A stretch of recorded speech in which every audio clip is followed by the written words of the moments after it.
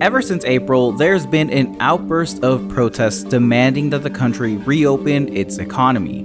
These quote-unquote freedom rallies had people of all walks of life demanding that the government end the quarantine. Naturally, as soon as we heard one was coming to San Diego, we sped off to check it out.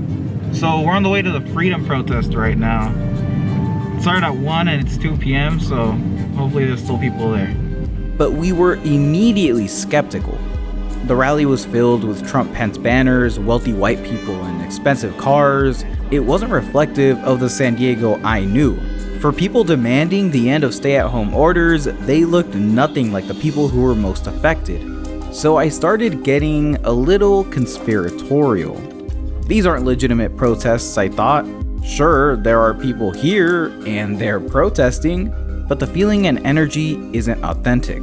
There's gotta be an ulterior motive. And turns out, I was right. The movement began in the state of Michigan, where organizations like the Michigan Freedom Fund and the Michigan Conservative Coalition began funding anti-stay-at-home rallies. The MFF, as it turns out, received $500,000 from the DeVos family. Likewise, the MCC has a connection to a number of high-profile Republicans. The wave of protests spread from there out into other states and gained further exposure when the president tweeted out what can only be seen as an endorsement of the movement. This wasn't a coincidence. In San Diego, the rally was organized by Naomi Soria, seemingly a nobody.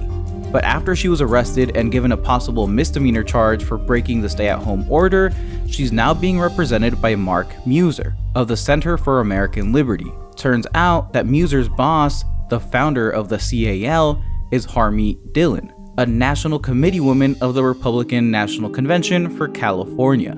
These aren't just coincidences. The whole thing is a top-down right-wing movement pushed by the big people at the top. This was a COVID conspiracy, and while it turned out to be true, there are hundreds of theories floating around, from COVID isn't that bad to silver cures the virus.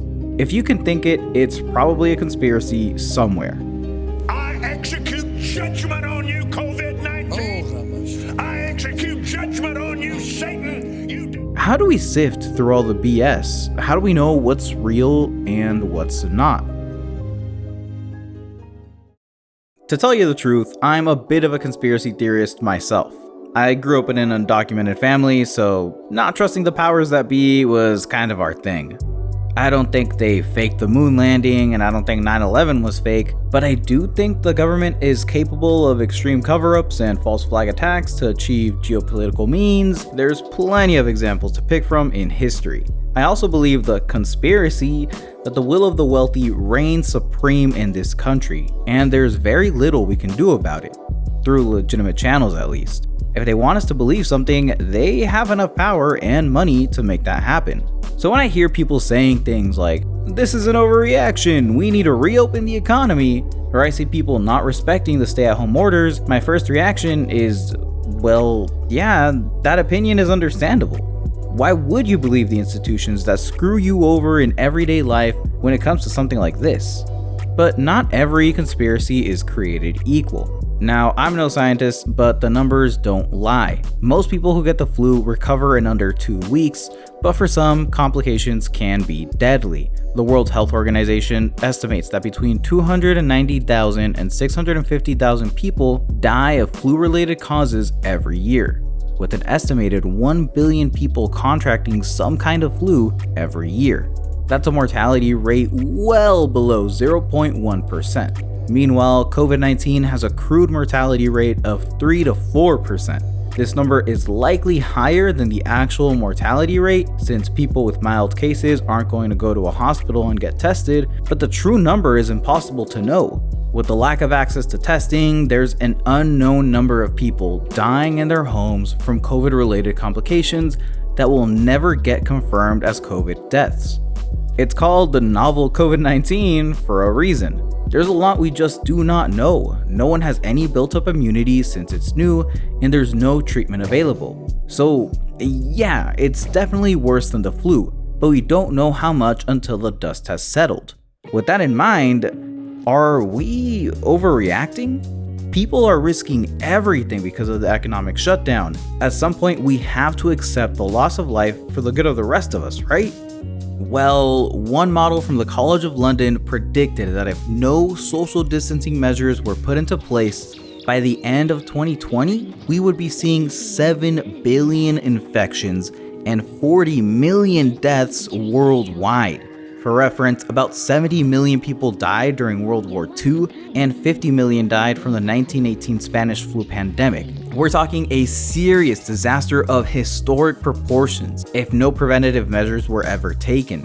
Thankfully, governments worldwide did react. As of May 6th, there are 1.25 million confirmed cases in the United States, with over 20,000 new cases per day. In New York, a September 11's worth of people die every day. And we started a whole war over that. So for the same people who drone strike the Middle East over something that happened almost 20 years ago, to be declaring victory over the coronavirus and attempt to reopen the economy, it's hypocritical. And it's been something, but we're winning and we will win. If we end social distancing now, the devastation COVID will bring upon the country will be widespread and irreversible. Is that worth reopening the economy for? For some people, yeah, maybe. You see, even though the protests were manufactured, they capitalized on a very real sense of urgency among working people about the quarantine. If you have an upscale white-collar job, you're probably not too worried. Sure, working from home might not be ideal, but for you, the possibility of an extended quarantine isn't a huge issue. But for workers, the quarantine is a bigger threat than COVID. According to the New York Times, more than 40% of small businesses could close permanently in the coming months. Unemployment reached 23%, and 30% of renters couldn't make rent last month. The economic meltdown is an existential threat for people who need a place to live, food to eat, and families to provide for. Demanding the economy reopen seems like a reasonable solution. But here's the thing. We don't only have two options. It's not a matter of killing millions to save the economy. We have a third choice. The United States tops the world with coronavirus deaths. Meanwhile, other countries like Vietnam, South Korea, and Cuba managed to contain the virus completely. The reality is that if dealt with correctly, coronavirus doesn't have to be a big deal. Out of a population of 95 million, no one has died of COVID in Vietnam. Whenever a case would arise, medical teams would trace every single person they had come into contact with, ordering them to self-isolate as needed. The country's response was a massive effort, requiring the coordination of the military, the healthcare system, and the media. And because of their dedication to saving the lives of their citizens, they've been able to return to life as normal. Even in highly industrialized and dense countries like South Korea, deaths are in the single digits. It seems no matter how deadly COVID is as a virus, death is a matter of policy, not biology. And what has our government's policy been?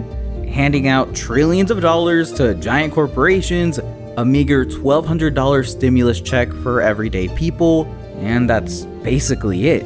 It took the federal government months to start producing the medical equipment hospitals needed, and despite passing four pieces of legislation to deal with the crisis, we're only seeing deaths increase.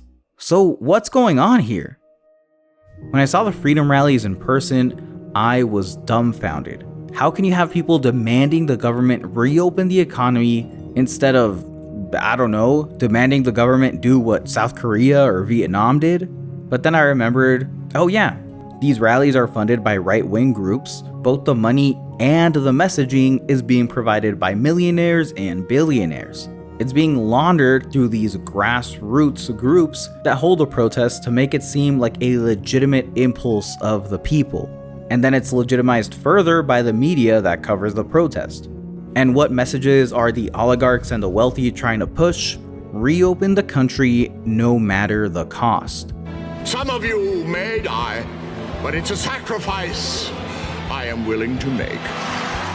They want you and me to risk death for their businesses. That's not a conspiracy, it's a fact. In the eyes of the owners, we're expendable.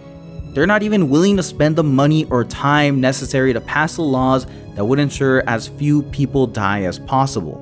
The only thing that matters is money. And their efforts were successful. Multiple states have begun reopening, making millions of workers that had been laid off ineligible for unemployment. If you were laid off because of the lockdown, once your state reopens, you can't receive that government assistance. So you're forced to go back to work even if you don't want to risk getting infected. And they've taken this crisis as an opportunity to line their own pockets. By the end of 2020, I promise you, inequality will be the greatest it has ever been in the history of the United States. They've gotten exactly what they've wanted. Finally, there is a dark element that's gone undercovered by the media. The rich can silo themselves away in their mega mansions and never expose themselves to the virus. Meanwhile, the workers don't have any other choice.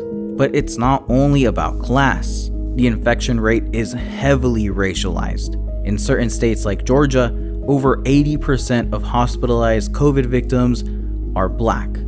In California, Latinos are half of all infections. We are not all in this together.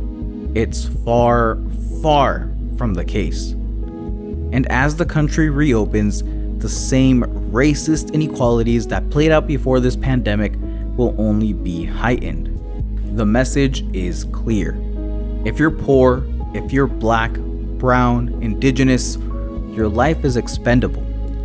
The only thing that's important to them is that the magic line of the stock market stays up so they can keep collecting their profits.